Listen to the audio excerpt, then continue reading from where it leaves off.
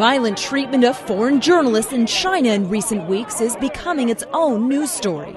So we thought we'd take you to our news bureau in downtown Beijing to show you how the CBS China team gets the job done every day.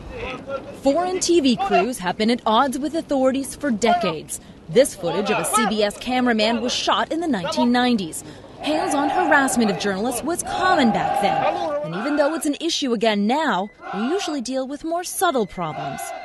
Often, we have a story we want to tell involving corrupt officials or, more recently, possible Egypt-style anti-government protests. But it's next to impossible for us to record footage. We were blocked from getting near the home of Nobel Peace Prize winner Liu Xiaobo. In another instance, this was as close as our cameraman could get to an illegal jail in Beijing. Sometimes we have to use small cameras to get the shots we need, whether it's fake Olympic merchandise on sale during the 2008 Summer Games or this underground church meeting on the outskirts of Beijing. Once in a while, interviews are canceled at the last minute after police visit the homes or offices of our story subjects, warning them of dire consequences if the interview goes ahead. Even if that doesn't happen, we have to work fast before the police show up, demanding to see our IDs, like they did during this 2009 story on cancer villages in southern China's Yunnan province. Or in this case, in 2008, when whole neighborhoods were being torn down to make way for new high-rises in China's capital. Reporting conditions can change from month to month.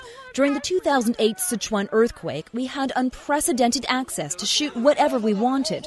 But a year later, when the government was under fire for shoddy school construction, we were forced to record interviews in secret. Even if the Chinese police don't stop us, foreign TV crews are often unwelcome in sensitive locations. Guards at this toy factory, accused of using lead paint in their products, didn't want to let us in. And this homeless man in Beijing forced us away too. In the worst cases, like during an interview last year with parents whose children were killed in random school stabbings, our interviewees were detained by police after we left town. No matter how difficult our job becomes as foreign journalists working in China, we have the ultimate choice of being able to leave the country to return home. Others aren't so lucky. 34 Chinese journalists are currently behind bars for doing the same job as us. Celia Hatton, CBS News, Beijing.